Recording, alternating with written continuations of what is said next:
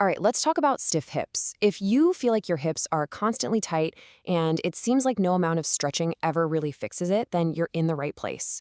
We're going to break down why that common approach so often fails and, more importantly, what you should be doing instead. I mean, you've been there, right? You're holding a deep lunge stretch, you're breathing, you're hoping for some relief, and then, a few hours later, that familiar tightness just creeps right back in. It's so frustrating. And it can really make you feel like you're just spinning your wheels, not making any real progress. But here's the thing. What if the problem isn't a lack of flexibility at all? Think about it. If stretching was the answer, it would have worked by now. The real issue is something else entirely, something that's often misunderstood. So let's dig in and find out what's really going on. Okay, so first things first, we've got to tackle the biggest misconception right off the bat. Let's call it the stretching myth.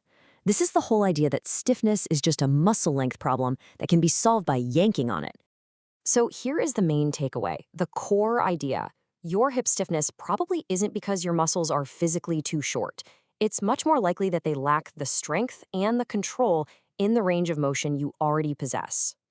And this visualizes the solution perfectly. Think of it this way. Passive stretching, it just kind of shows your body a position for a little while. But building active strength, that actually teaches your brain and your nervous system how to control that position, how to own it. That's the game changer. That's how your body locks in that new range and actually makes it useful day to day. So how do we actually build that active strength? Well, let's get right into our first movement to see how this works. This is called the lunge lift, and it's fantastic because it targets one of the most common locked up positions for people, that deep hip flexion.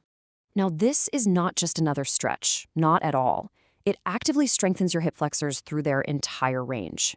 And you'll feel it too, not just at the front of your hip, but all the way up into your lower abs. This is what creates that usable range of motion that actually sticks around. All right, here's how you do it. First, get into that narrow stance. Use your hands for support, find your balance. Then lift that back leg straight off the ground. Hold it for just a second at the top, and this part is absolutely crucial. Lower it back down slowly with complete control. Your starting goal is super simple, just one set of 10 reps on each side. Once that starts to feel pretty stable, the next step is to progress by trying to do it hands-free. That's when you know you're really starting to own that position. Okay, next up we have the hip airplane. And I've got to tell you, this movement is absolutely crucial. We're not just talking about mobility here, but also about hip stability and rotation. So why is this one so important? Well, it strengthens those deep hip rotator muscles, the ones responsible for keeping your hips stable. And if those are weak, that's when your knees tend to collapse inward when you squat, which, you guessed it, is a super common cause of knee pain. This movement helps fix that whole pattern. So to do this one, stand next to a wall and just lightly touch it for a little balance. Hinge forward on that one leg. Now here comes the magic. Slowly rotate your hips inward. You should feel that tension in your outer glute, and then just as slowly rotate them outward to open everything up. The key here is slow and deliberate movement.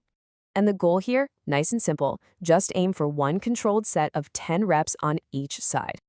Let's move on to our third movement. This one's a classic, but it's one that's so often done incorrectly. The glute bridge. And trust me, getting this one right is absolutely vital for preventing low back pain. So, the first big mistake you see all the time is having your feet way too far away from your body.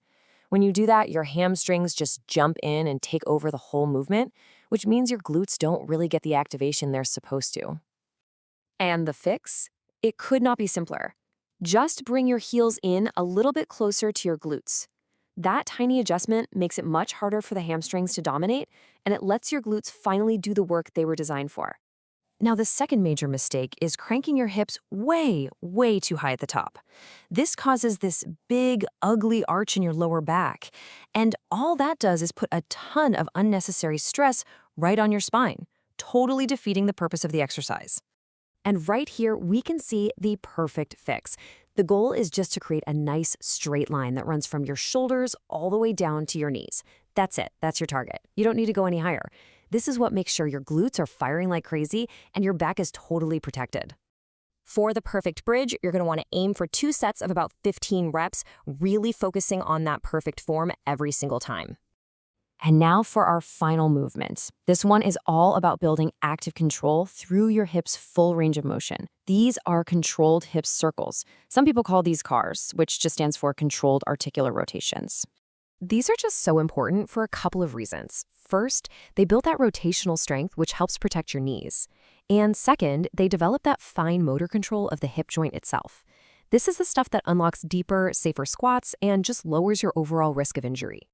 So the most important word here is control. You'll start on all fours, lift one knee, and then draw the absolute biggest, slowest circle you possibly can. The trick is your torso should not move. No twisting, no rocking. All of the movement has to come purely from the hip joint. After a few reps, you'll just reverse the direction. And your target here is 10 of those slow, controlled reps in both directions for each side. Okay, so we have covered 4 really powerful movements that get to the real cause of hip stiffness. Now, let's put it all together into a super simple routine you can start using today. And here it is, all laid out for you. You've got the lunge lift, the hip airplane, the glute bridge, and the hip circles with the exact reps and sets you need. You can do this just a couple of times a week to start seeing some real lasting changes. And you want to know the best part? This entire routine takes only about 5 to 6 minutes. That's it. And this really drives home the main point. A few minutes of focused, high-quality movement is going to do so much more for your hips than a half hour of just mindless passive stretching. So, by shifting your focus away from simple flexibility and towards active strength and control, you can finally start to address the root cause of all that hip stiffness. The only question left is, are you ready to start moving without pain?